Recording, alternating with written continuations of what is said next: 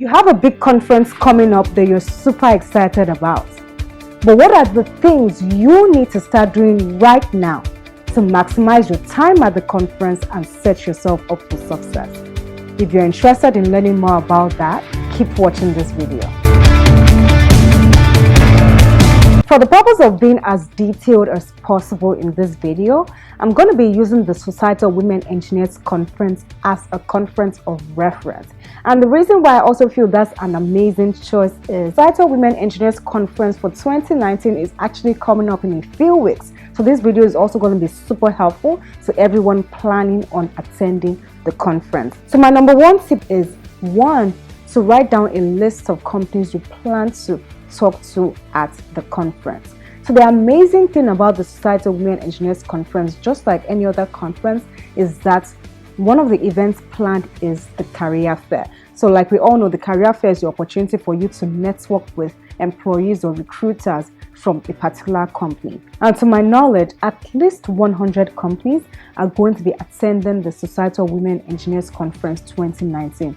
And I'm pretty confident that the 100 is actually an underestimation. So expect that hundreds of companies are actually going to attend the conference. Of course, it's going to be very amazing if you can talk to all companies attending the conference, but let's be realistic. You only have a limited time at the career fair and the conference overall. So you possibly cannot talk to all companies that will be attending the conference. So one important thing is to write down the list of the top companies you plan to target at the conference. And great news for you all, Society of Women Engineers Conference, also known as SHPE, has made things easier for the attendees. So if you go to the WE19 website, you can see the list of the companies that will be attending the career fair. You can simply even search on Google exhibitor list WE19 and you can see all the list of companies that will be attending.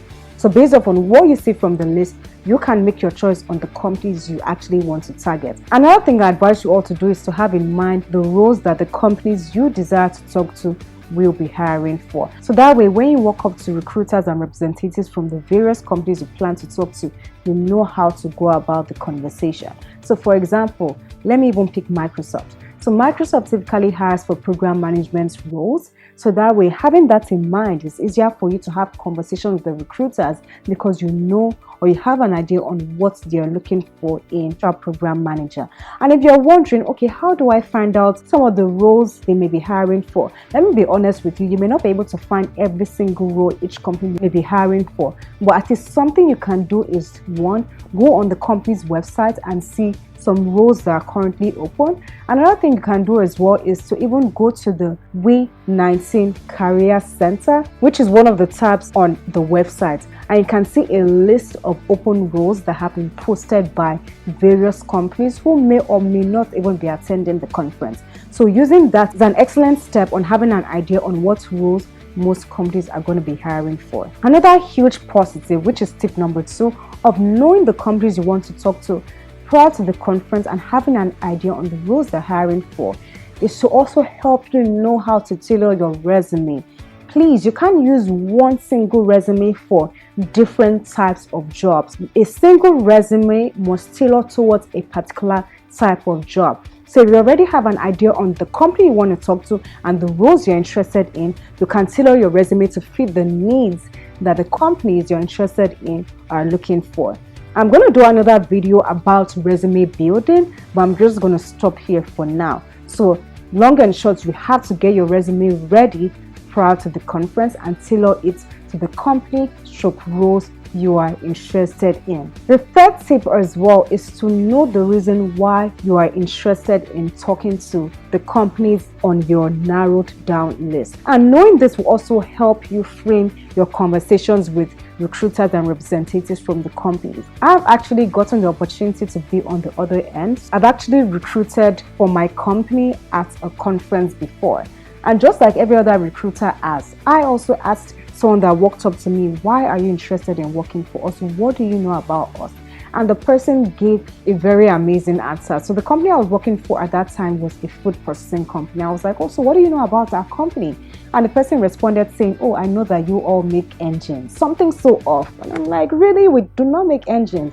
So my point is, you don't have to know every single detail about the company you plan to talk to, but at least know what they do, know why you want to work for them. Tip number 4 is to apply for jobs in advance of the conference. And the huge benefits of doing this prior to the conference is that you can actually get called for interviews before the conference. Tip number 5, oh my god, I can't stop saying this: make sure you start practicing for interviews. The same way people say the best time to look for a job is when you do not need a job, is the same way I would say the best time to practice for interviews is when you do not yet have an interview, because number 1, as expected, you will not be under so much pressure, and again, you'll have enough time to perfect your answer and even gain so much confidence. So my 6th tip as well is to plan how you are going to position yourself for success. On the Instagram page, I shared something called the Deontay's Law of Opportunities, where I shared the 3 P's for success. And one of the P's was positioning. You have to position yourself to be able to succeed at an upcoming conference. Yes, going for the career fair is important. However, the career fair is one of many ways you can secure a job. But SHPE has a lot of networking opportunities. So aside the career fair, there are also some other cool networking events held at the conference. Various companies hold workshops. Various companies also have information sessions. I see that Chevron is going to be holding an information session. Dell, Johnson & Johnson, Toyota, they're going to be holding information sessions. Another cool networking events that the SHPE conference has planned for attendees is something called hospitality suites. So hospitality suites are informal networking events. So typically in the hospitality suites, there's music playing so people can dance, have a good time. There's food, small chops. To be honest, most of the time I go to hospitality suites for the food, because man, the food is so good. So aside the cool things going on at the hospitality suites, the food, the drinks, the music, recruiters and company representatives are there. And the other reason why I love going for hospitality suites is that unlike career fairs, hospitality suites create the atmosphere for a less intense and a more informal networking session. So take advantage of such events. So please, if you're going for SHPE, make sure you take advantage of the hospitality suites and other networking events, because I've heard so many amazing news of friends getting jobs not at the career fair but by going for this other informal networking events held at the conferences. So please position yourself appropriately and always hold on to your resume, even though it's an informal networking event, because you don't want to be going to a hospitality suite or a workshop and then you're there eating some good food and the recruiter is like, oh, by the way, I like you, do you have your resume? And you're like, I didn't know, I just came here to eat, drink and dance. You don't want to do that. So please always have your resume on you.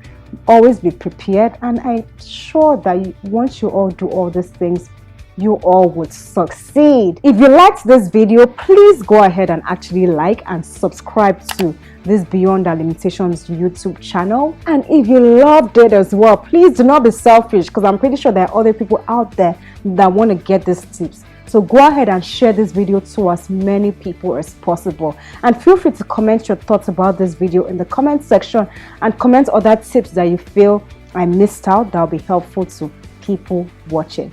Thank you all so much for watching this video, and God bless. Success in your career. I'm super confident that you all are destined for greatness in your lives. I love you all so much. Bye.